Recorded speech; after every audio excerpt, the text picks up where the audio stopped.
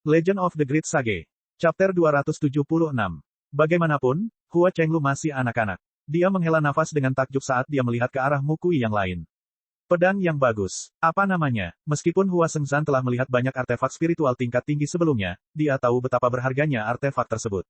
Praktisi Qi biasa akan beruntung memiliki satu pun ketika mereka mencapai lapisan ke-8 atau ke-9. Li Qingshan berkata, saya beruntung mendapatkannya, tetapi saya tidak tahu namanya.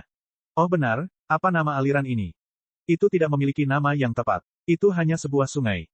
Li Qingshan berkata, baiklah, kalau begitu aku akan menyebut pedang ini sebagai pedang arus jernih. Artefak spiritual tingkat tinggi memang bagus, tapi tidak ada apa-apanya di matanya. Dia mampu membeli harga artefak spiritual kelas tertinggi saat ini, tapi dia tidak perlu terlalu boros. Menggunakan pedang Clear Stream sebagai titik awal sudah sangat mengesankan. Itu adalah sungai saat ini, tapi pasti akan menjadi sungai besar di masa depan. Hua Sengzan berkata, di mana Little N? Li Qingshan berkata, dia masih tidur. Kenyataannya, N kecil awalnya menunggu di satu sisi, tapi dia merasakan kedatangan mereka, jadi dia bersembunyi kembali di pavilion. Hua Sengzan tahu bahwa Li Qingshan sudah mengambil keputusan. Dia tidak mengizinkan Little N bergabung dengan sekolah, jadi dia berhenti berusaha membujuknya. Sudahkah kamu memutuskan? Apakah kamu ingin bergabung dengan sekolah He? Bukankah kamu ingin aku bergabung dengan sekolah legalisme? Jika kamu bersedia bergabung, aku jelas akan senang. Jika kamu tidak mau, aku juga tidak akan memaksamu. Kita akan membicarakan urusan besok-besok.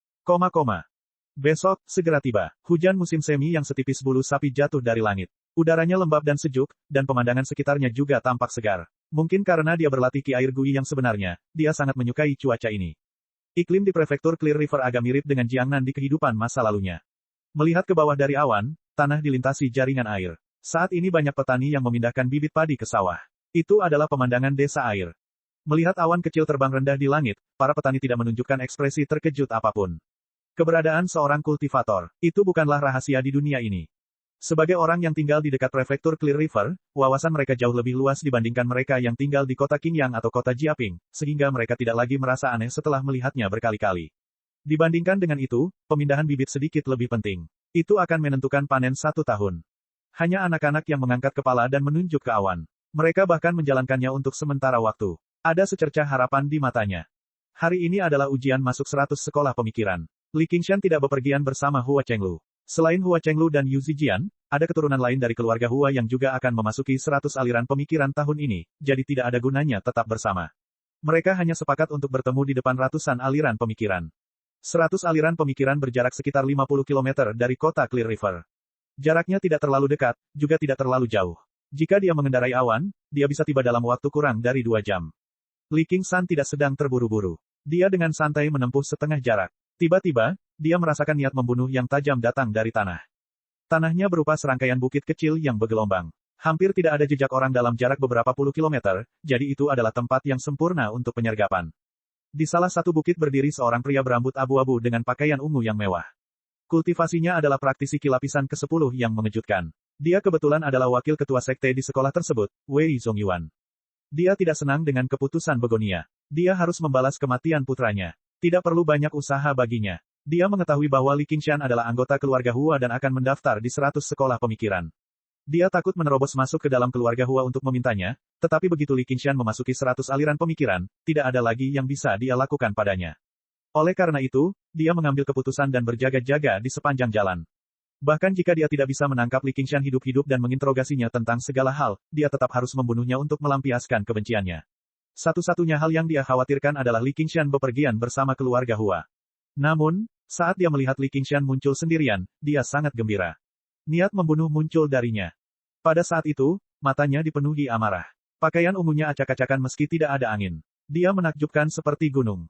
Li Qingshan dapat mengetahui dengan sekali pandang bahwa dia adalah praktisi Qi lapisan ke-10. Meskipun dia tidak mengetahui identitas Wei Zongyuan, dia bisa menebak siapa dia. Dia berhenti di awan dan bertanya dengan keras, apakah Anda wakil ketua sekte di sekolah, Wei Zongyuan? Turun ke sini. Wei Zongyuan mengangkat tangannya, dan Ki putih sejati mengembun di telapak tangannya. Secercah cahaya putih melesat ke udara. Kilatan cahaya putih itu langsung mengingatkan Li Qingshan pada meriam cahaya pemakan naga kuning milik Hao Pingyang. Kilatan cahaya putih itu sangat cepat. Meski berada di tanah, tidak akan mudah untuk menghindarinya, apalagi di langit. Namun, meski kaget, dia tidak panik. Dia menggendong Little N dan melompat ke udara. Diam-diam dia terkejut saat melihat seberkas cahaya putih menembus awan. Tubuhnya jatuh ke tanah. Teknik menginjak kabut membutuhkan waktu untuk mengembun, dan Wei Zongyuan jelas tidak akan memberinya waktu. Wei Zongyuan melambaikan lengan bajunya ke belakang. Batuan gunung di bawah kakinya pecah, dan batu beterbangan kemana-mana. Dia sudah seperti bola meriam, bergegas menuju tempat Li Qingshan mendarat. Dia membuka tangan kanannya dan melakukan gerakan lain, berniat menangkap Li Qingshan hidup-hidup. Namun, pada saat itu, sosok Li Qingshan tiba-tiba menghilang. Jimat gaib, keterampilan tidak penting. Wei Zongyuan mendengus dingin, lalu ekspresinya sedikit berubah. Ini karena aura Li Qingshan juga menghilang tanpa jejak. Bahkan dengan budidaya praktisi Ki level 10, dia tidak dapat memahaminya. Dia mengangkat tangannya, dan melemparkan 100 pukulan berturut-turut ke tempat di mana Li Qingshan mungkin mendarat. Boom, boom, boom, boom. Serangkaian ledakan terdengar, dan lapisan gunung kecil langsung terkelupas. Asap dan debu mengepul di mana-mana, tapi tidak ada jejak Li Qingshan. Kerutan di keningnya semakin dalam. Bukan masalah besar untuk bisa menyembunyikan sosoknya, tapi untuk bisa menyembunyikan auranya dengan begitu bersih, dia pasti telah mengembangkan semacam teknik rahasia. Jika dia tidak menyingkirkan orang ini, dia pasti akan menjadi ancaman besar di masa depan.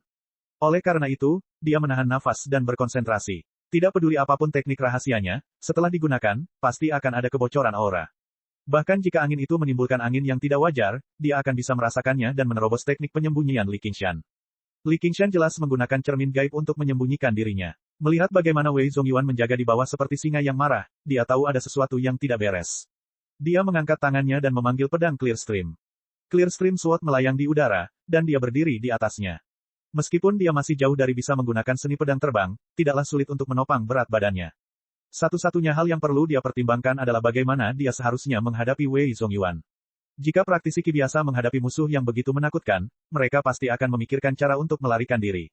Namun, yang dipertimbangkan Li Qingshan adalah bagaimana cara membunuhnya. Ditambah dengan 100 kantong harta karun dari praktisi Ki lapisan ke-10, peluangnya untuk mencapai Jenderal Daemon pasti akan meningkat. Namun, tempat ini tampaknya terpencil, dan 100 aliran pemikiran serta prefektur Clear River terlalu dekat. Berubah menjadi Dasmon sangatlah berbahaya, tetapi saat ini, dia berada di tempat terbuka, sementara Wei Zongyuan bersembunyi di balik bayang-bayang. Namun, saat ini, dia berada di tempat terbuka, sementara Wei Zongyuan bersembunyi. Dengan bantuan Xiao An, hampir 10 jimat kelas tertinggi, dan kaligrafi pedang kursif, bukan tidak mungkin dia berhasil. Oh benar, ada juga teknik manipulasi pedang yang baru dia pelajari. Pedang Clear Stream berubah menjadi busur hijau, menusuk ke arah belakang leher Wei Zongyuan. Wei Zongyuan tiba-tiba berbalik dan tersenyum kejam. Menemukan Anda. Chapter 277. Pedang terbang yang dipegang oleh praktisi Ki lapis ke-6 tidak ada artinya di mata Wei Zongyuan. Ia bahkan tidak bisa menembus Ki pelindungnya, saya dan. Oleh karena itu, dia bahkan tidak melihat Clear Stream Sword. Dia mengangkat tangannya dan melepaskan seberkas cahaya, meluncur ke arah asal pedang terbang itu. Dengan ledakan, batu beterbangan kemana-mana, dan pohon-pohon besar tumbang, tetapi tidak ada jejak Li Qingshan. Wei Zongyuan mengerutkan kening. Teknik penyembunyian Ki Li Qingshan bahkan lebih cemerlang dari yang dia bayangkan. Li Qingshan berdiri tidak jauh dari situ dengan An di pelukannya. Tidak ada setitik debu pun di tubuhnya. Dia membentuk segel pedang dengan tangannya dan menunjuk. Clear Stream Sword mengiris udara tanpa suara, menusuk tenggorokan Wei Zongyuan dengan kecepatan yang lebih cepat. Dengan dentang, ia menusuk ke dalam pelindung Ki, tidak mampu bergerak 1 inci pun lebih jauh. Kamu melebih-lebihkan dirimu sendiri. Wei Zongyuan berkata dengan nada menghina, mengulurkan tangan untuk mengambil Clear Stream Sword. Selama dia bisa meraih pedang terbang itu, dia bisa menemukan Li Qingshan melalui aura pedang itu. Clear Stream Sword tiba-tiba beriak seperti air, mengebor Ki pelindung sedikit demi sedikit. Li Qingshan sangat gembira. Dia tiba-tiba mengaktifkan Clear Stream Sword. Dengan kilatan cahaya, pedang itu berubah menjadi seberkas cahaya hijau, menembus Ki pelindung dan melewati leher Wei Zongyuan. Wei Zongyuan menyentuh luka yang hampir tidak terdeteksi di pipinya, merasakan gelombang ketakutan dan kemarahan. Jika dia tidak memiringkan kepalanya tepat waktu, tengkoraknya akan tertusuk. Li Qingshan juga baru saja mengetahui bahwa Clear Stream Sword memiliki kemampuan untuk menembus pelindung Ki. Meskipun sederhana, jika dipasangkan dengan kecepatan ekstremnya, itu adalah senjata pembunuh sejati, sesuai dengan reputasinya sebagai senjata spiritual tingkat tinggi. Namun, dia tidak bisa membunuh Wei Zongyuan dalam satu pukulan, yang membuatnya merasa kasihan. Namun, menggunakan metode ini untuk membunuh praktisi Ki lapisan ke-10 hanyalah angan-angan. Yang perlu dia lakukan adalah menggunakan pedang terbang ini untuk mengganggu dan membuat marah Wei Zongyuan, lalu mencari kesempatan untuk menyerang. Clear Stream Sword berbalik dan menembak lagi. Wei Zongyuan tidak berani gegabah lagi. Dia menggunakan mantra pelindung, membentuk selaput oval samar di sekeliling tubuhnya. Clear Stream Sword menusuk ke dalamnya. Sudah kuduga, itu tidak bisa menembus dengan mudah. Seolah-olah dia akan menembusnya dengan paksa. Dia takut jika dia ditangkap oleh Wei Zongyuan, dia akan berjalan bola-balik, mengganggu pikiran Wei Zongyuan. Bagaimanapun, Wei Zongyuan tidak dapat menemukannya, jadi dia punya banyak waktu untuk dihabiskan bersamanya. Clear Stream Sword berubah menjadi bayangan hijau, dan Wei Zongyuan perlahan-lahan menjadi kesal. Besok cemerlang, menerangi dunia. Wei Zongyuan mengatupkan kedua tangannya dan memisahkannya. Tubuhnya bersinar terang, menerangi seluruh gunung. Tanaman layu dan menguning. Asap mengepul ke udara saat terbakar. Jika gerakan ini digunakan pada orang biasa, itu akan cukup untuk membutakan ribuan orang dan membakar ratusan orang hingga tewas. Namun, pengaruhnya terhadap praktisi Qi sangat biasa. Satu-satunya perbedaan adalah jangkauannya sangat luas. Wei Zongyuan melirik ke samping dan melihat sosok buram dalam cahaya tak berujung. Dia melambaikan lengan bajunya. Pedang sepanjang 3 kaki muncul di tangannya. Nama pedang itu adalah 3 matahari, dan itu juga merupakan pedang bermutu tinggi. Itu berubah menjadi seberkas cahaya putih dan melesat seperti kilat. Oh tidak, Clear Stream Sword, cepat. Li Qingshan berteriak pelan. Dentang, bayangan hijau melintasi cahaya putih. Di saat yang sama, pedang itu muncul. Satu besar dan satu kecil, kedua pedang terbang itu saling bertautan, mengeluarkan serangkaian suara dentang. Pedang 3 matahari sangat ganas dan ganas, momentumnya berat. Setiap kali bentrok, Clear Stream Sword akan terbang. Ini adalah pertama kalinya Li Qingshan berkompetisi dengan seseorang yang membawa pedang terbang. Dia hanya bisa mengendalikannya berdasarkan perasaannya. Dia sangat kurang dalam hal pengalaman dan keterampilan. Clear Stream Sword terus-menerus didorong ke belakang, dan dalam sekejap mata, Trisun Sword berada tepat di depannya, saya. Niat membunuh muncul di mata Wei Zongyuan. Di lautan kidantiannya, Qi sejatinya melonjak, dan pedang 3 matahari bersinar terang, menjatuhkan Clear Stream Sword lebih dari 100 kaki jauhnya. Ia menebas dengan keras ke arah kaki Li Qingshan. Dia bertekad untuk langsung melumpuhkan Li Qingshan. Dengan 2 dentang, 2 tasbih putih terbang keluar dan menghempaskan pedang 3 matahari. Kamu sebenarnya bisa menggunakan 3 alat roh. Ekspresi Wei Zongyuan berubah. Meskipun para kultivator biasa dapat menyempurnakan banyak alat roh untuk mereka gunakan sendiri, ketika menghadapi musuh, mereka tidak akan pernah mengeluarkan semuanya. Terutama alat roh tipe pedang terbang, mereka harus lebih fokus. Jika tidak, jika perhatian mereka teralihkan, Qi mereka yang sebenarnya akan tersebar, dan akan lebih baik jika fokus pada satu hal. Namun, 2 tasbih yang menjatuhkan pedang 3 matahari itu sangat kuat dan berat. Kekuatan mereka bahkan lebih besar dari Clear Stream Sword, yang membuatnya merasa tidak percaya. Dia tidak pernah menyangka bahwa ini adalah karyaan, yang sepertinya tidak memiliki mana sama sekali. Li Qingshan tidak peduli dengan apa yang dia katakan. Bukannya mundur, dia malah maju. Sambil memegang pedang pemikat angin di tangannya, dia menembak ke arah Wei Zongyuan seperti anak panah yang tajam. Setelah berbaring dalam penyergapan untuk waktu yang lama, saat dia menyerang, dia dipenuhi dengan aura tak terkalahkan. Wei Zongyuan tidak kaget, tapi senang. Dia sebenarnya berani mendekat. Apakah dia benar-benar berpikir bahwa dia dapat menutupi perbedaan antara lapisan ke-6 dan ke-10 dari pemurnian Qi dengan teknik pemurnian tubuhnya?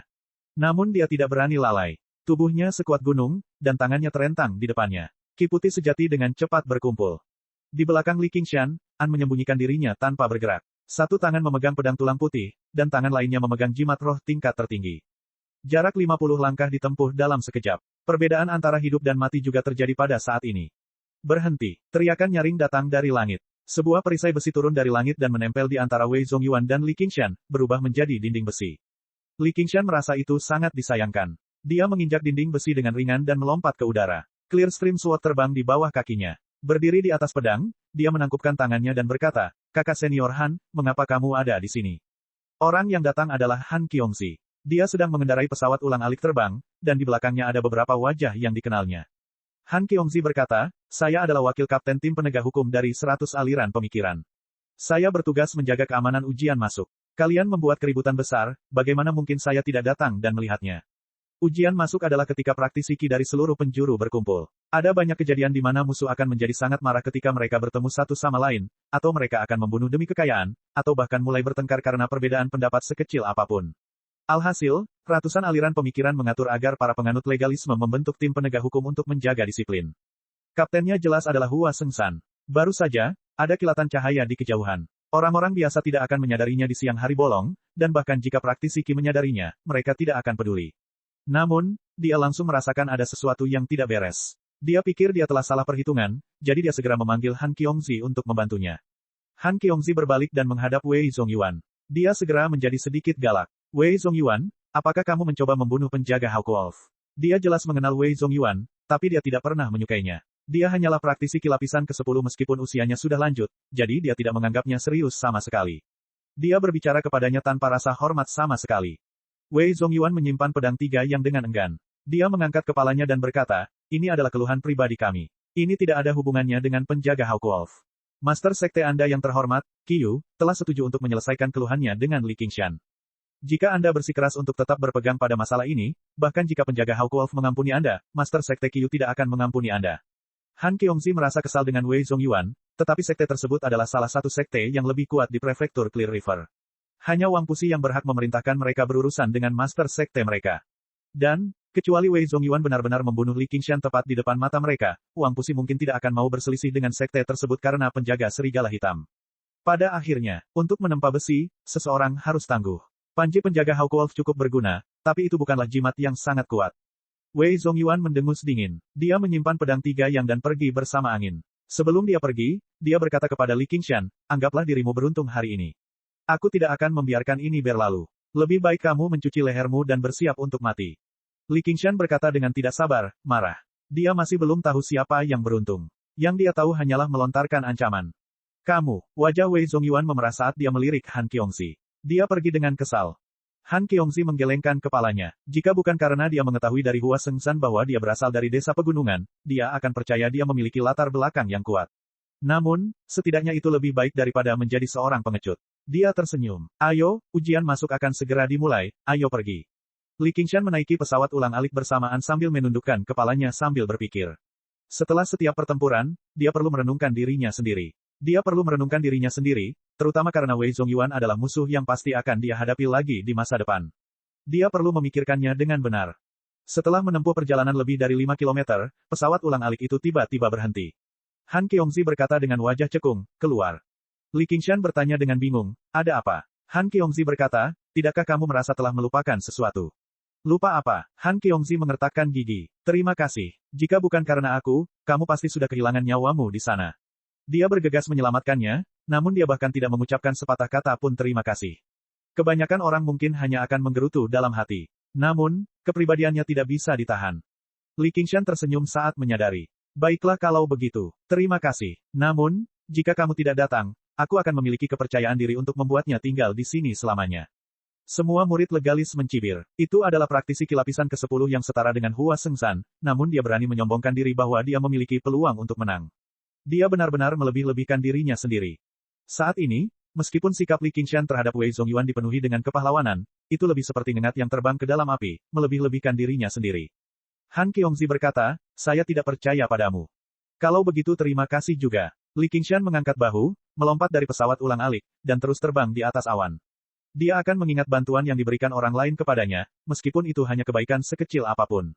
Namun, dia tidak berhak memutuskan apakah orang lain mempercayainya atau tidak. Dia juga tidak peduli, apakah dia seharusnya mengeluarkan beberapa jimat kelas tertinggi atau kaligrafi pedang kursif untuk menjelaskannya. Han Qiongzi terkejut. Dia telah menunggu Li Qingshan mengucapkan terima kasih dan mengucapkan beberapa kata lembut, dan dia akan memaafkan kekasarannya. Dia tidak mengira dia akan berterus terang. Dia mengertakkan gigi dan berkata, bagus sekali, Li Qingshan.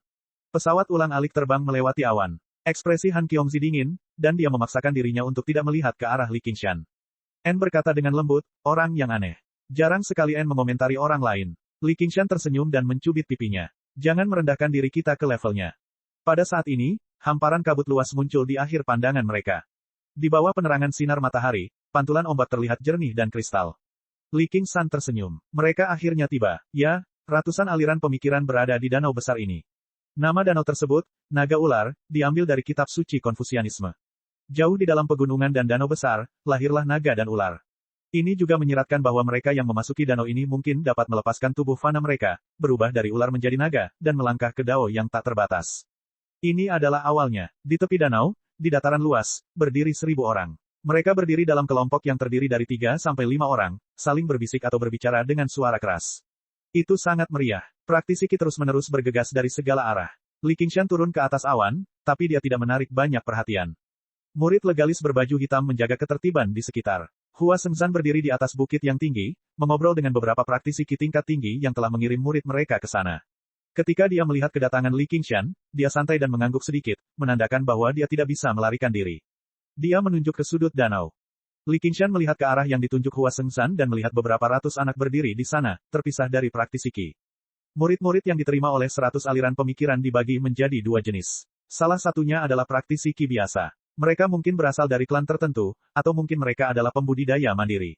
Selama mereka belum terlalu tua dan bersedia membayar biaya sekolah, pada dasarnya mereka semua bisa masuk akademi untuk belajar. Hal ini dapat digambarkan sebagai hal yang mencakup semua dan inklusif. Tipe lainnya seperti sekte biasa, dipilih dari mana-mana, anak-anak berbakat tetapi tidak memiliki dasar. Anak-anak ini tidak akan langsung masuk akademi, juga tidak perlu membayar biaya sekolah. Namun, mereka harus berlatih metode latihan ki bawaan untuk sementara waktu terlebih dahulu. Jika mereka berhasil memadatkan ki dan mendirikan yayasan, mereka dapat memilih akademi. Jika gagal, mereka akan dikirim kembali ke desanya. Li Qingshan menarik tangan An dan berjalan mendekat. Qingshan, kamu akhirnya sampai di sini, seorang pria gemuk berseru dan menerjang. Li Qingshan melihatnya dan menemukan bahwa itu adalah Ye Dachuan. Tidak mungkin bagi anak-anak untuk berjalan sendiri, dan Zhou Wenbin juga tidak akan memimpin mereka secara pribadi. Namun, Ye Dachuan tidak akan membiarkan kesempatan besar ini untuk kembali ke prefektur Clear River berlalu begitu saja. Tuan Ye, sudah lama tidak bertemu. Apakah orang yang menaiki awan tadi adalah kamu? Ya ampun, bahkan aku tidak percaya. Anda benar-benar berhasil. Ye Dachuan naik dan ingin menepuk bahu Li Qingshan, tapi dia takut. Dia mengamati Li Qingshan dan mendecakkan lidahnya dengan heran. Siapa yang menyangka bahwa petani dari kota Qingyang ternyata bisa menaiki awan dan terbang berkeliling? Aku sudah mendengar banyak cerita tentangmu dalam beberapa bulan terakhir. Kamu terlalu tidak tahu berterima kasih. Kamu menjadi kaya, dan kamu melupakan teman-teman lamamu. Li Qingshan tersenyum. Bagaimana aku bisa melupakan promosi Tuan Ye? Apakah saya perlu mendaftar? Petik 2. Tidak perlu. Aku sudah mencatat namanya. Namanya An Kan. Sebentar lagi akan ada kapal yang datang menjemputnya. Oh benar, keduanya juga ada di sini. Tunggu di sini. Aku akan memanggil mereka. Petik 2. Keduanya. Sebelum dia sempat bertanya, Ye Dachuan sudah memasuki kerumunan. Beberapa saat kemudian, dia membawa sekelompok orang. Orang yang memimpin adalah seorang pria parubaya yang menakjubkan dengan wajah singa dan mulut lebar. Dia menggenggam tangannya pada Li Qingshan. Kamu pasti pahlawan muda Li. Suatu kehormatan bertemu denganmu. Dia jelas merupakan praktisi ki lapisan ke-6, tetapi dia berbicara dengan perasaan Jiang Hu. Li Qingshan bertanya, dan kamu? Dia melihat sekeliling, dan benar saja, dia melihat dua orang yang dikenalnya, satu tua dan satu muda, di tengah kerumunan. Mereka adalah pelindung Yan Song dari tangan besi dan Li Long, yang dikenal sebagai dua keajaiban sapi berjongkok, yang pernah muncul dari kota Qingyang bersamanya di masa lalu. Yan Song masih berada di lapisan kedua, sementara Li Long telah beralih dari master kelas 3 ke praktisi ki lapisan kedua. Hampir 1 tahun tidak sia-sia. Saat dia melihat Li Qingshan, dia agak takut untuk mengenalinya. Dalam waktu kurang dari setahun, Li Qingshan sepertinya telah terlahir kembali. Tatapannya tenang, dan sikapnya berat. Dia tidak kalah sama sekali saat dia berdiri di hadapan master sekte mereka. Chapter 278. Li Qingshan berkata, aku juga baru mencapai lapisan ke-6 akhir-akhir ini. Bertemu dengan seorang teman lama di negeri asing seharusnya menjadi hal yang sangat menggembirakan. Li Long membuka mulutnya, tapi dia tidak tahu bagaimana menyebut Li Qingshan. Remaja penggembala sapi yang meremehkan semua orang di masa lalu sudah bisa melawan master sekte mereka. Status mereka sangat berbeda, jadi menyebut namanya secara langsung adalah tindakan yang tidak sopan. Ini adalah master sekte utama tangan besi kita, Taizan. Dia bahkan membawa aksen lokal yang akrab dengan Li Qingshan ketika dia berbicara. Pikiran Li Qingshan juga kembali ke masa lalu. Kemelaratan desa Craching Ox, bahaya kota Qingyang, dan ketua sekte utama tangan besi, salah satu dari 4 organisasi besar kota Qingyang, sedang berdiri tepat di hadapannya saat ini. Namun, praktisi ki lapisan ke-6 tidak ada lagi di matanya. Dia tidak berniat berteman dengannya, juga tidak ingin menyinggung perasaannya, jadi dia memperlakukannya dengan santai. Jadi itu kepala sekolah Tai. Maafkan aku, Taizan berkata, desa Craching Ox benar-benar merupakan tempat yang diberkahi dengan orang-orang hebat.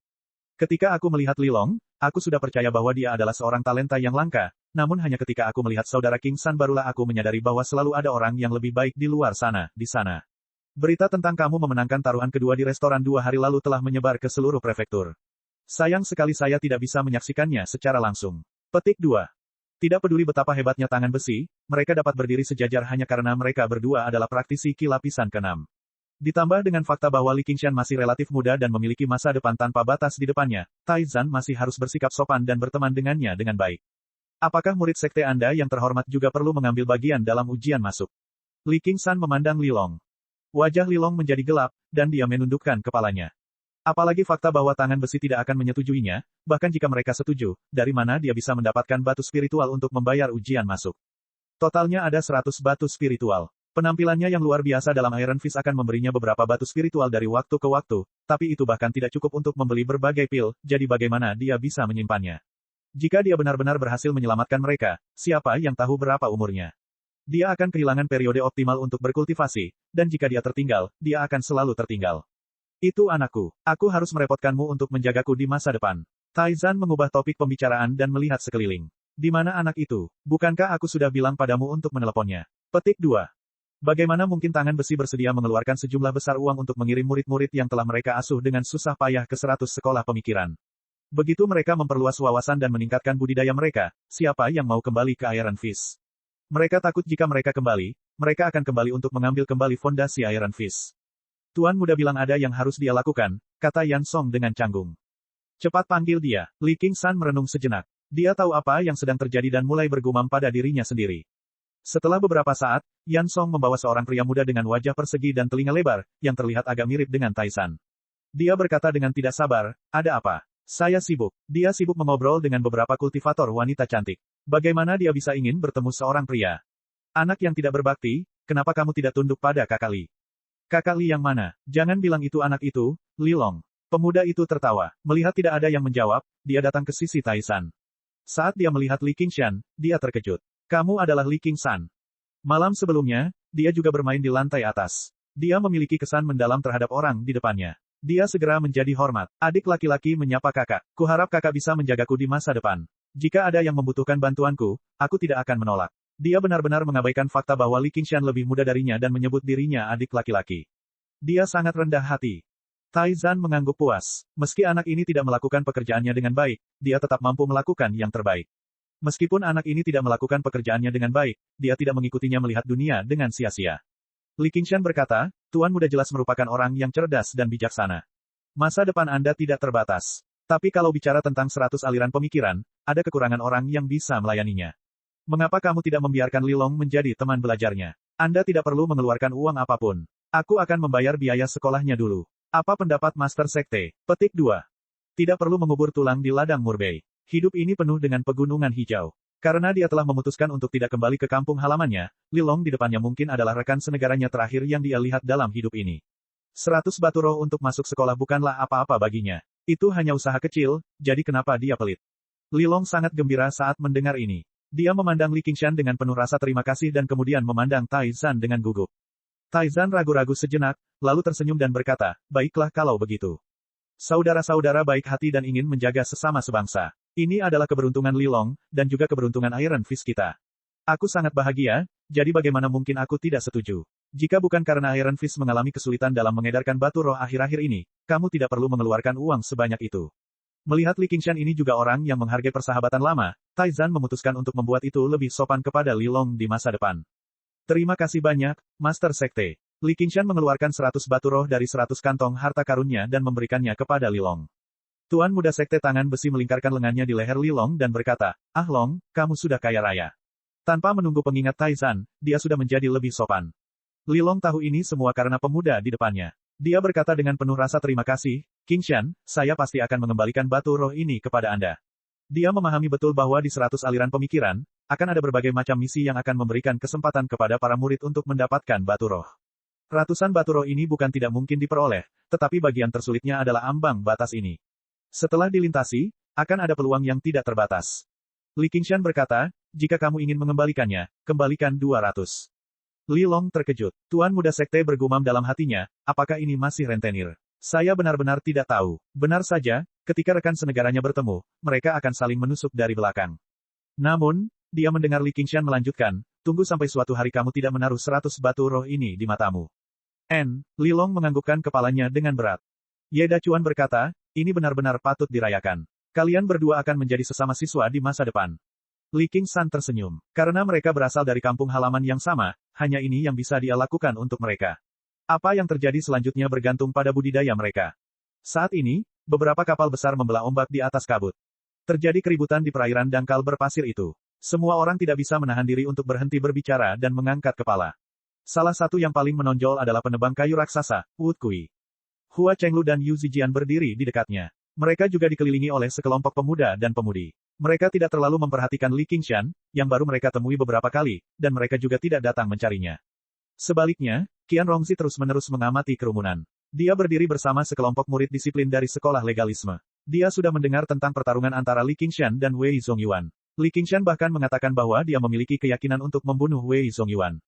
Di mata para penganut legalisme, ini adalah lelucon yang melebih-lebihkan dirinya sendiri. Dia hanya bersikap keras kepala. Namun, dia tidak mempercayainya. Dia percaya bahwa Li Qingshan memiliki keyakinan penuh untuk membunuh Wei Zongyuan. Yang penting adalah bagaimana membuat Li Qingshan menyerahkan Wei Zongyuan hidup-hidup. Han Qiongzi masih sangat marah saat ini, tetapi ketika dia menyadari tatapan Qian Rongzi, dia menjadi sedikit marah lagi. Rongzi, kamu sudah mengenal anak ini cukup lama. Apakah anak ini selalu sombong? Qian Rongzi berkata, kakak senior Han, aku tidak banyak berhubungan dengannya. Kecuali dia memiliki jimat tingkat tertinggi, mustahil baginya untuk menjadi lawan dari praktisi Ki lapisan ke-10. Petik 2. Sebuah ide terlintas di benak Han Qiongzi. Dia bergumam, benarkah, jimat kelas tertinggi setara dengan serangan dari seorang penggarap yayasan pendirian? Jika dia benar-benar memilikinya, maka dia benar-benar memiliki peluang. Tentu saja, itu hanya peluang kecil. Ikut denganku. Dia segera kehilangan kesabarannya. Menarik Qian Rongzi bersamanya, dia dengan paksa menerobos kerumunan dan tiba di hadapan Li Qingshan. Dia meraih bahunya. Bicaralah, apakah kamu memiliki jimat kelas tertinggi? Nyonya Han. Tai Zhan terkejut. Nona muda pertama Han sangat terkenal di prefektur Clear River. Kepribadiannya yang berapi-api telah menyebabkan banyak orang menderita di masa lalu. Dia tidak pernah mengira Li Qingshan benar-benar mengenalnya. Aneh, N kecil, yang berdiri di satu sisi dengan tenang sepanjang waktu, bergumam tanpa suara. Itu benar, Qian Rongzi melirik N kecil, dan N kecil tersenyum cemerlang seolah-olah mereka telah mencapai pemahaman diam-diam. Bahkan Li Qingshan menganggap kepribadian Han Qiongzi agak aneh. Dia berkata, mendekatlah.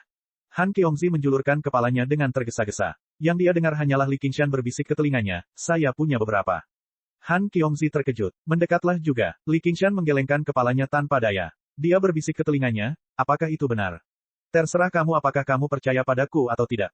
Han Qiongzi tersenyum. Sepertinya aku benar-benar menghalangi jalanmu.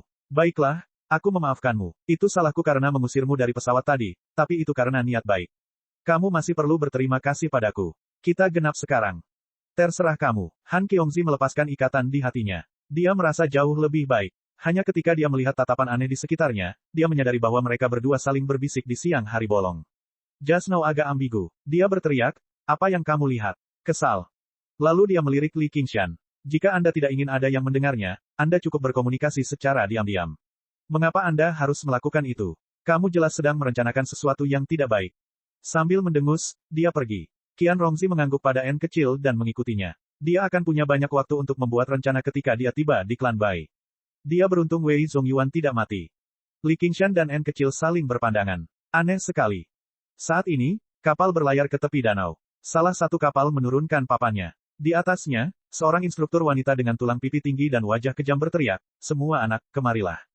Li Qingshan menangkupkan tangannya dan mengucapkan selamat tinggal. Dia memanggil Ye Dachuan dan memegang tangan Little N saat mereka masuk ke dalam kapal.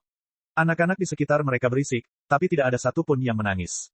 Di bawah bimbingan pimpinan masing-masing, mereka menaiki kapal satu persatu dengan tertib. Untuk direkomendasikan, anak-anak biasa tidak hanya harus memiliki bakat sebagai praktisi Qi, tetapi juga harus memiliki temperamen yang baik. Ayo, sampai jumpa lagi. Kalau ada apa-apa, gunakan ini. Ketika Little N hendak naik ke kapal, Li Qingshan berjongkok dan menyentuh kepala Little N. Dia menyerahkan cincin jempol giok kepada Little N, mengikatnya dengan seutas benang, dan mengalungkannya di lehernya. Kemudian, dia menggoyangkan ibu jarinya, menunjukkan cincin ibu jari giok lainnya di atasnya. Sepasang cincin jempol giok ini juga merupakan totem menarik yang ditemukan Li Qingshan di ribuan ratus kantong harta karun. Keduanya berpasangan, dan memiliki kemampuan mengirimkan suara. Melihat Little N berbaris dengan anak-anak lain dan menaiki kapal, Li Qingshan menghela nafas ringan. Suasana hatinya seperti orang tua yang menyekolahkan anaknya. Sesaat, lingkungan sekitar menjadi kosong. Kapal itu menarik kembali papannya dan sekali lagi. Lalu, dia menghilang ke dalam asap. Hanya ketika danau sudah tidak terlihat lagi, N kecil mengalihkan pandangannya. Anak-anak tidak bisa menahan diri untuk tidak dipenuhi dengan kegembiraan. Bagi banyak dari mereka, ini adalah pertama kalinya mereka naik kapal sebesar itu. Jika bukan karena tatapan tajam dari instruktur wanita di haluan kapal, mereka tidak akan bisa menahan diri untuk tidak berlarian dan tertawa. Hei, siapa namamu? Seorang anak laki-laki gemuk berusia 11 atau 12 tahun dengan angkuh bertanya pada Little N. Dia mengenakan sutra dan satin, dan ada sekelompok adik laki-laki di sampingnya. Mereka semua berasal dari tempat yang sama. Keluarga anak laki-laki gendut ini kaya, dan dia tinggi serta gemuk, jadi dia menjadi pemimpin anak-anak. N kecil tidak menjawab. Cincin jempol ini lumayan, coba saya lihat. Bocah gendut itu melihat cincin ibu jari tergantung di depan dada Little N dan segera mengulurkan tangan gemuknya untuk mengambilnya. Sejak kecil, dia selalu menginginkan hal seperti ini. N kecil mundur selangkah dan memasukkan cincin jempol ke dalam pakaiannya, dan bocah gendut itu hanya mengambil udara. Kamu tidak berani mendengarkan aku. Bocah gemuk itu memelototinya dan benar-benar melontarkan kebencian. Dia langsung menjambak rambut Xiao An. Di rumah, Bahkan para pelayan pun takut dengan tindakannya ini. Setiap saat, dia hanya akan melepaskannya setelah mereka menangis dan memohon padanya. Huff, aku akan mencabut sehelai rambutmu. Mari kita lihat apakah Anda masih berani meremehkannya. N kecil meninju, tetapi tiba-tiba teringat bahwa ini bukanlah musuh yang ingin dia bunuh, jadi dia menarik kembali sebagian besar kekuatannya. Dengan Peng, bocah gendut itu langsung terbang keluar dan menabrak rombongan adik-adik di belakangnya. Dia menangis, dan anak-anak yang ditabraknya juga mulai menangis. Jangan menangis. Apa yang telah terjadi? Instruktur wanita segera berjalan mendekat. Dia memukulku. Bocah gendut itu menutupi wajahnya. Beberapa giginya tanggal. Instruktur wanita itu mengerutkan kening dan berkata, apakah Anda memukulnya? N kecil tetap diam. Selain dengan Li Qingshan, dia tidak banyak bicara kepada orang lain. Membakar semua orang di kapal lebih sesuai dengan niatnya. Bocah gendut itu berkata dengan sedih, saya tidak tahu apa yang terjadi padanya, tapi dia baru saja memukul saya. Gigiku tanggal semua. Petik 2. Instruktur perempuan itu kesal. Dia mengarahkan jarinya ke dahi Little N, katakan padaku, mengapa kamu memukulnya? N kecil tiba-tiba mengangkat kepalanya. Wajah cantiknya tertanam dengan sepasang mata hitam seperti mutiara. Instruktur wanita menatap matanya yang hitam pekat, dan entah kenapa, hatinya bergetar. Jarinya tidak bisa melangkah lebih jauh. Mungkinkah anak ini mempunyai latar belakang yang kuat? Dia segera menggelengkan kepalanya. Anak-anak dari keluarga bangsawan pada dasarnya akan melatih ki mereka sejak usia muda. Begitu mereka memiliki tingkat dasar tertentu, mereka kemudian akan memasuki 100 klan. Hanya anak-anak yang dipilih dari rakyat jelata yang akan berada di kapal ini. Karena itu, dia menjadi semakin kesal, kamu bahkan ingin memukulku. Dia mengangkat tangannya dan hendak memukulnya ketika dia tiba-tiba teringat bahwa hari ini adalah hari ujian akademi. Mungkin kepala klan sedang memperhatikan. Dia meletakkan tangannya, matanya menoleh, jangan bergerak. Dia kemudian berkata kepada anak laki-laki gendut itu, bangunlah, dia memukulmu. Pukul punggungnya. Petik 2. Bocah gendut itu menyeka air matanya dan berdiri. Setelah mendapat persetujuan instruktur, wajahnya kesakitan, namun hatinya dipenuhi rasa bangga. Jika itu adalah anak biasa, dia mungkin tidak akan mampu melakukannya. Dia menggunakan seluruh kekuatannya untuk memukulnya, tapi sebelum dia bisa bahagia, dia merasakan sakit yang menusuk di perutnya. Dia terbang lagi dan pingsan di tanah. Untungnya kali ini, anak buahnya cukup bijaksana untuk menghindari pukulan lagi.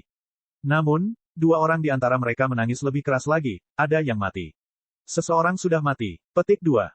Instruktur perempuan telah memperhatikan Little N, mencegahnya menghindar. Namun, tendangan terbang Little N cepat dan sembunyi-sembunyi. Dia tidak bisa bereaksi tepat waktu. Dia tidak bisa menahan amarahnya dan memarahi, bajingan kecil yang tidak punya sopan santun sepertimu ingin melatih kimu. Menurutku tidak ada kemungkinan. Begitu kita sampai di pantai, aku akan mengirimmu pulang. Dia dengan giat kembali ke haluan kapal. Tentu saja, dia tidak memiliki wewenang untuk membalikkan keadaan. Namun, ketika dia tiba di 100 aliran pemikiran, dia punya banyak cara untuk menghadapi anak-anak yang tidak patuh. Di ruangan yang tenang di 100 sekolah pemikiran. Tirai di dalam ruangan ditutup, membuatnya suram. Lebih dari selusin sosok terlihat samar-samar, duduk di berbagai kursi. Berbagai pimpinan sekolah telah berkumpul. Aura yang mereka keluarkan tanpa berkata apa-apa sudah cukup untuk membuat praktisi Ki menggigil ketakutan. Keinginan mereka menentukan segalanya dalam radius 1.500 km dari prefektur Clear River. Di tengah ruangan ada piringan batu giok besar. Cakram itu diukir dengan tulisan yang sangat indah. Nama dis tersebut adalah Dis Water Mirror. Itu adalah harta karun yang menakjubkan yang dapat melihat jarak 50 km. Ujian sesungguhnya telah dimulai sejak lama. Penampilan setiap orang disaksikan oleh berbagai pimpinan sekolah. Pada saat ini, air di piringan cermin air beriak, dan gambar jernih muncul. Apa yang dipantulkannya saat ini adalah kapalnya. Tidak peduli bagaimana instruktur wanita itu mengutuk dan mengancamnya, N kecil tetap tenang dan tanpa emosi sepanjang waktu. Dia memperlakukan instruktur wanita yang mengancam itu seperti udara. Inikah anak yang diinginkan Qiu Haitang? Ini memang berbeda. Seorang pria berpakaian ilmiah dengan syal persegi di kepalanya berkata. Penampilannya halus, dan dia sepertinya baru berusia 30-an, tetapi sebenarnya dia sudah berusia 80 tahun. Dia adalah saudara ipar Ye Dachuan, prefek prefektur Clear River dan pemimpin sekolah Konfusianisme, Liu Changqing.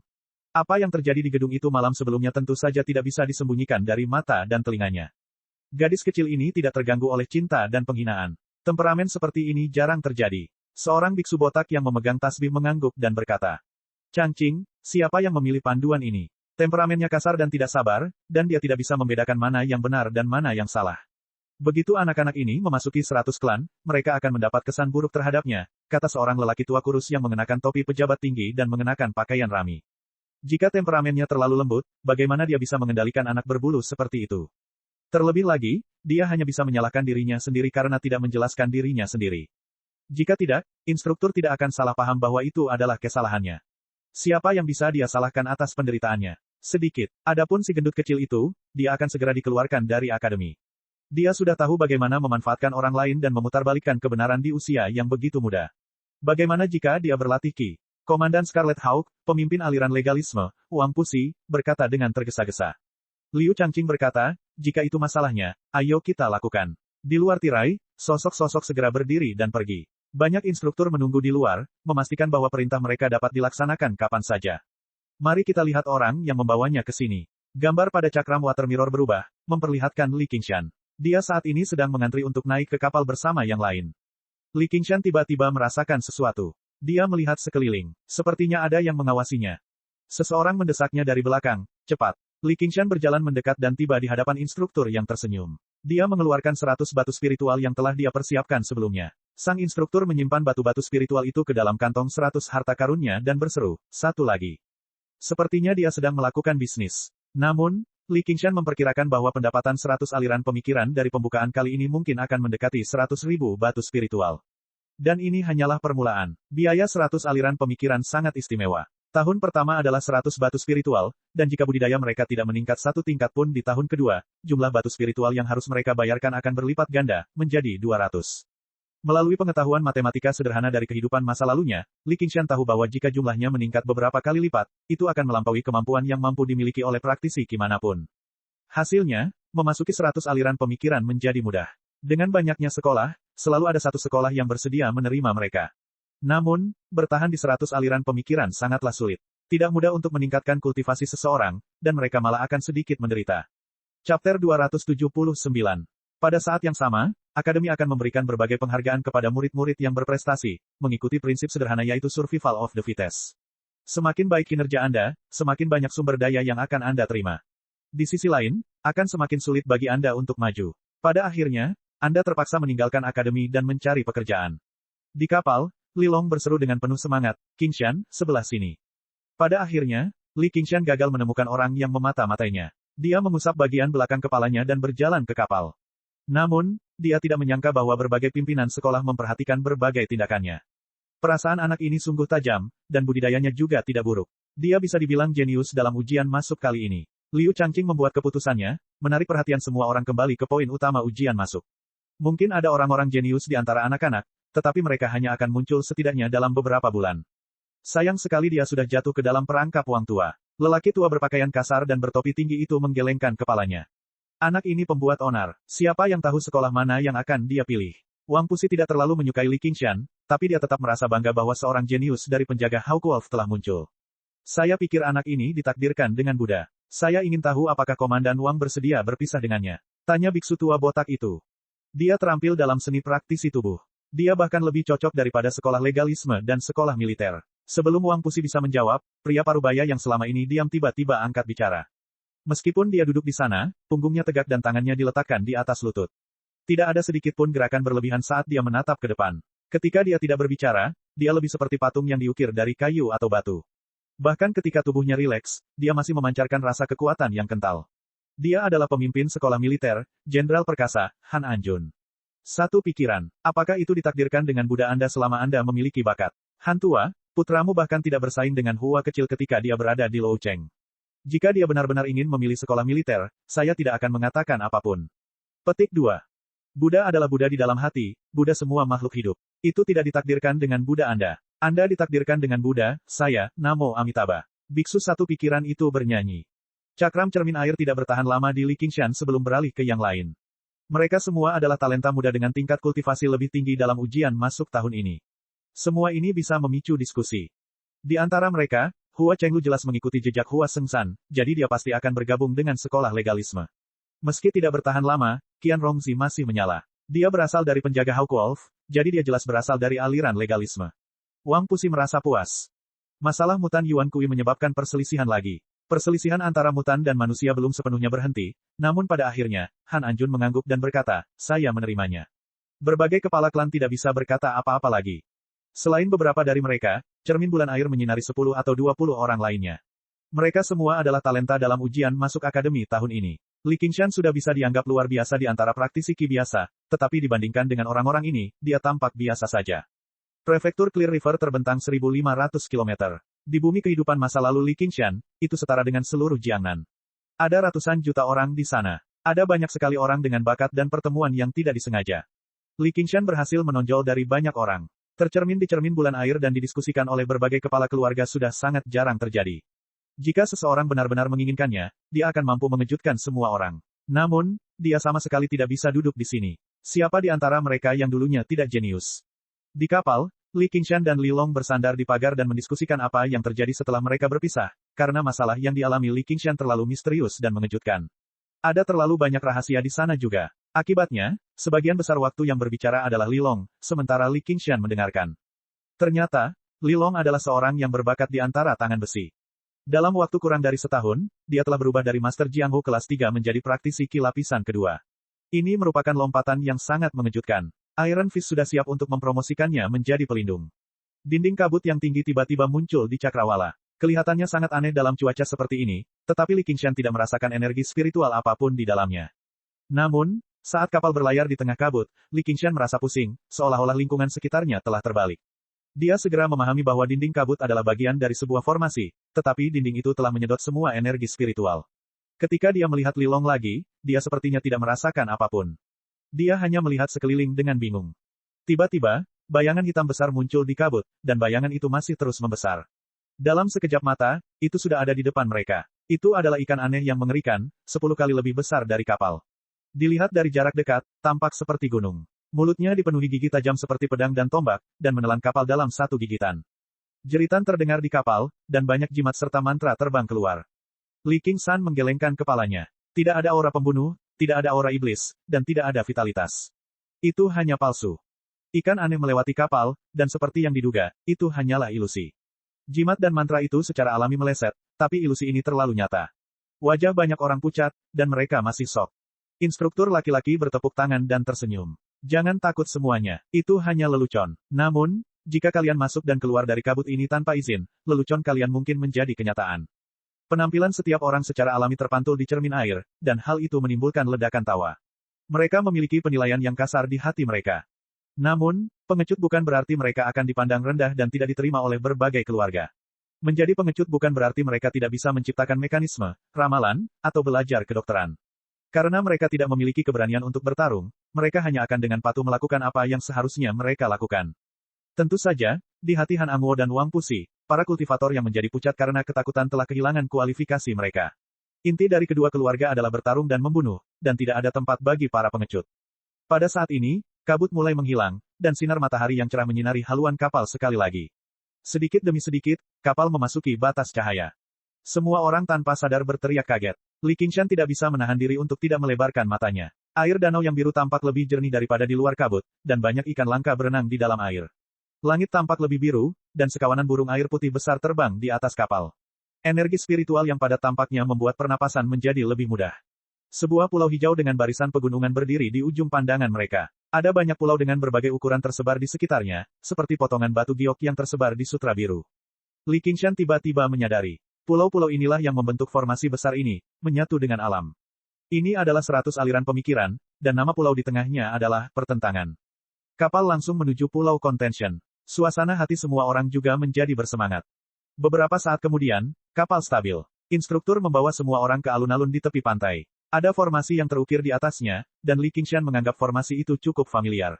Tiba-tiba, dia teringat bahwa gulungan formasi yang diambil Sun Fubai ketika dia menguji afinitas unsur Yin dan Yang di bawah Gunung Greenfin kira-kira seperti ini, hanya saja yang ini jauh lebih besar dan lebih rumit. Bagi ratusan aliran pemikiran, kedekatan unsur Yin dan Yang sangatlah penting. Faktanya, itu adalah prasyarat yang paling penting. Li Qingshan telah mengetahui hal ini dari semua. Aliran legalisme lebih menyukai Yin yang dalam, aliran Buddha dan Konfusianisme lebih menyukai Yang dalam, aliran Mohisme dan pertanian lebih menyukai tanah dan kayu, aliran militer menyukai logam dan api, aliran petani dan novel lebih menyukai air, aliran Yin yang membutuhkan keseimbangan Yin dan Yang, dan aliran Taoisme dan aneka ragam membutuhkan segalanya. Tentu saja, persyaratan afinitas unsur ini tidak mutlak. Bahkan jika afinitas unsurnya tidak cocok, masih ada kemungkinan untuk bergabung dengan sekolah tersebut. Aliran legalisme menerima semua unsur afinitas, sedangkan aliran militer juga tidak membatasi diri pada logam dan api. Namun, meskipun aliran Buddha membuka pintunya bagi kenyamanan, metode pengembangan mental utama mereka tetaplah yang dan keras. Kebenaran aliran Konfusianisme juga memerlukan yang mendalam. Poin-poin yang bisa diperhatikan bisa ditulis menjadi satu buku utuh. Li Qingshan hanya memiliki pemahaman kasar untuk memastikan bahwa dia tidak akan membuat kesalahan besar. Semua praktisi Qi menaiki kapal secara berurutan, mendengarkan instruktur memanggil nama mereka satu persatu sebelum melangkah ke dalam formasi. Chen Han, seorang pria keluar dari kerumunan dan tiba di tengah formasi. Kelima elemen menyala pada saat bersamaan. Logam, kayu, air, dan tanah sangat lemah, tetapi api adalah bola setinggi 7 kaki. Yin dan Yang Qi di atas kepalanya bersinar terang dan gelap. Cahayanya jauh melampaui kegelapan. Baru pada saat itulah Li Qingshan mengerti mengapa formasi pengujian begitu besar. Ternyata, itu bisa mengukur kekuatan berbagai elemen afinitas pada saat yang bersamaan. Instruktur laki-laki mencatat di samping. Elemen api atas, elemen yang lebih rendah. Yang lainnya adalah elemen ding bawah. Ketika Hua Chenglu masuk ke dalam formasi, bayangan besar segera terbentuk di udara di atasnya. Dia bertekad untuk menjadi Yin Armor Lower. Dia adalah murid yang luar biasa dari aliran legalisme. Dia keluar dari formasi di bawah pujian semua orang. Yang mengikutinya adalah Yu Zijian. Dia merasa sedikit gugup. Dia masih berlatih metode latihan Qi bawaan sekarang. Dia belum menguji Yin, Yang, dan 5 elemen. Formasi itu bersinar dengan cahaya dan menghasilkan dengungan yang sangat lemah.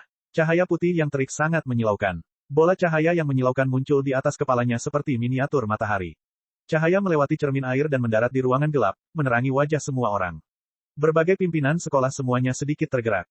Liu Changqing tersenyum. Yang Armor Upper, cocok untuk melatih Qi lurus. Tidak ada orang yang akan bersaing denganku kali ini.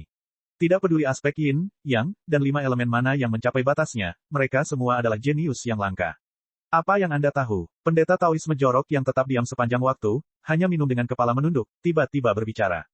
Tolong beri saya pencerahan, senior. Liu Changqing sangat sopan. Dia membungkuk, menunjukkan kelembutan, kesopanan, dan kesopanan Konfusianisme.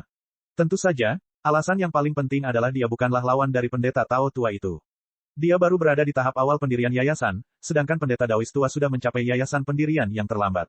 Namun, pendeta Tao yang jorok itu tidak memandangnya sama sekali. Dia hanya menatap pemandangan di cakram water mirror. Semangat muncul di matanya, yang mengejutkan semua pimpinan sekolah yang mengenalnya.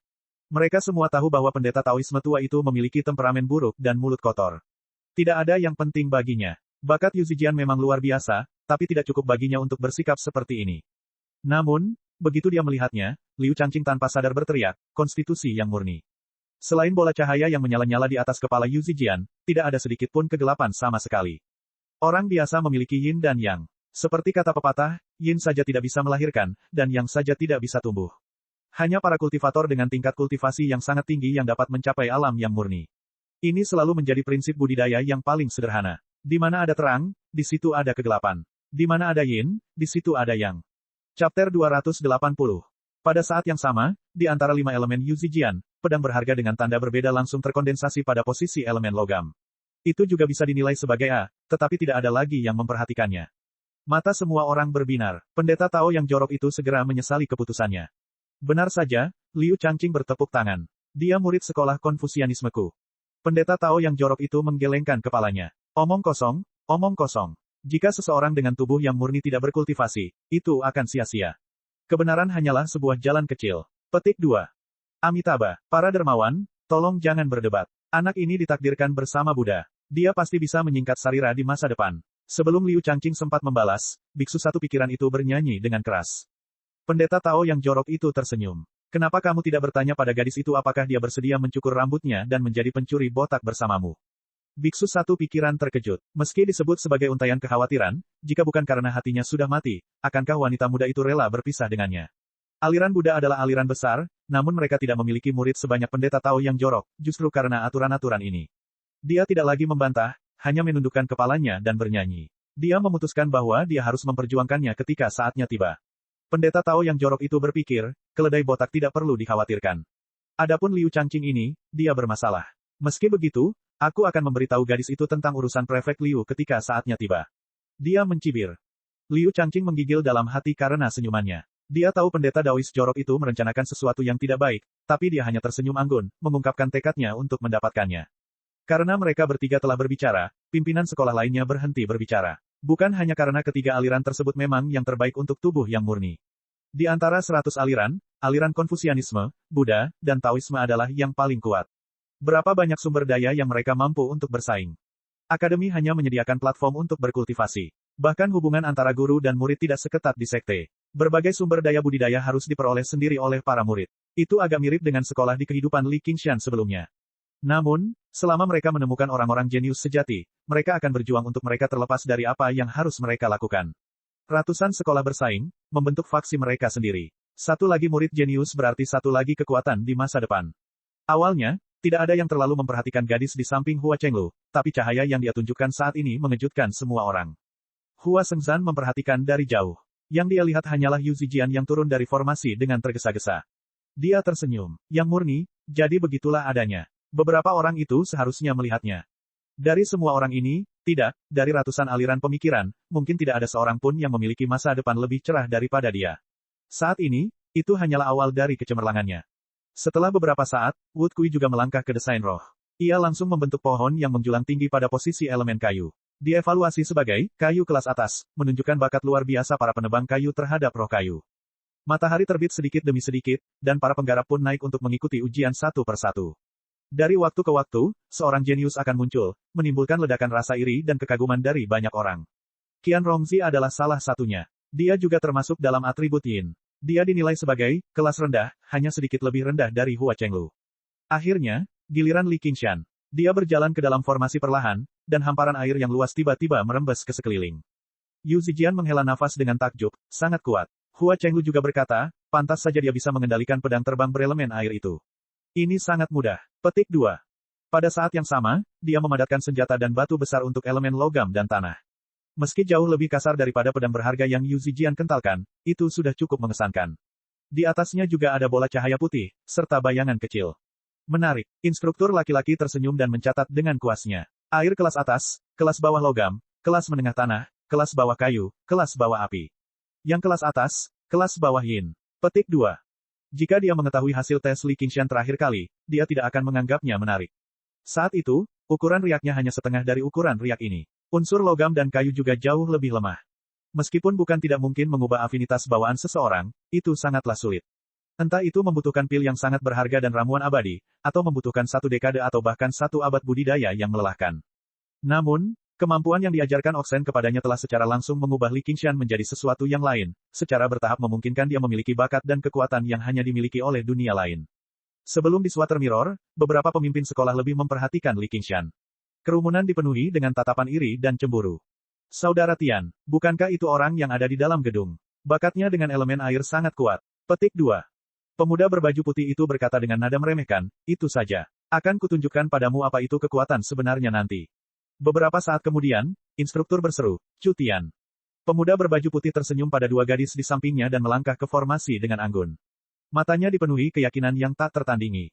Saat ini, ujian telah mencapai akhir. Matahari akan terbit ke titik tertingginya. Semua orang merasa sedikit bosan, tidak lagi fokus pada ujian. Sebaliknya, mereka mengobrol satu sama lain. Saat instruktur berbincang, mereka segera bersiap berkemas dan mengajak semua orang makan sebelum mempersiapkan ujian di sore hari. Tiba-tiba, 5 garis cahaya, emas, hijau, biru, merah, dan kuning, melonjak ke udara. Di 5 sudut formasi, terdapat pedang halus, pohon yang menjulang tinggi, danau yang bergelombang, api yang menderu-deru, dan gunung yang tinggi. 5 elemen, logam, kayu, air, api, dan tanah, semuanya tampaknya telah mencapai puncak. Alun-alun segera terdiam. Itu di atas A. Tidak ada cara untuk mengukur formasi ini. Apakah ada yang salah dengan formasinya? Instruktur yang mencatat formasi berteriak, memecah kesunyian. Teriakan kaget dan kagum terdengar di mana-mana. Semua orang tidak bisa tidak melihat pemuda berkulit putih di tengah formasi, pada pemuda berkulit putih bernama Chu Tian. Seorang jenius sejati. Karena betapa langkanya, bentuk yang murni, yang diperlihatkan Yu Zijian, bahkan berbagai pimpinan sekolah hampir salah menilainya, apalagi para praktisi Qi ini. Yu Zijian berdiri di sana beberapa saat sebelum turun dengan sangat cepat. Bahkan jika seseorang menyadari bahwa yang ada hanya terang dan tidak ada kegelapan, mereka hanya akan menganggapnya sebagai kesalahan. Pada akhirnya, instruktur hanya menilai dia di atas A. Itu hampir sama dengan Wu Kui dan Li Qingshan. Itu sama sekali tidak mengejutkan seperti Chu Tian saat ini. Saudara Tian sangat kuat. Mata kedua gadis di samping Chu Tian bersinar terang. Chu Tian tersenyum pada mereka seolah dia berkata, bagaimana menurutmu? Konstitusi 5 elemen. Berbagai pimpinan sekolah juga terkejut. Ujian masuk kali ini terlalu jarang. Pertama, konstitusi yang murni, dan kemudian konstitusi 5 elemen. Ini adalah bakat langka yang hanya muncul setiap beberapa dekade sekali. Ini akan mengarah pada putaran kompetisi lainnya.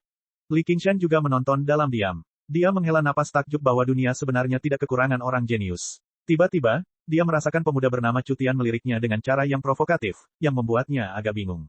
Cutian berdiri di sana cukup lama sebelum perlahan turun. Dia membuka kipasnya dan tampak luar biasa anggun. Jika dia sedikit lebih tampan, dia akan menjadi lebih sempurna. Namun, tidak ada yang peduli dengan kelemahan kecil ini saat ini.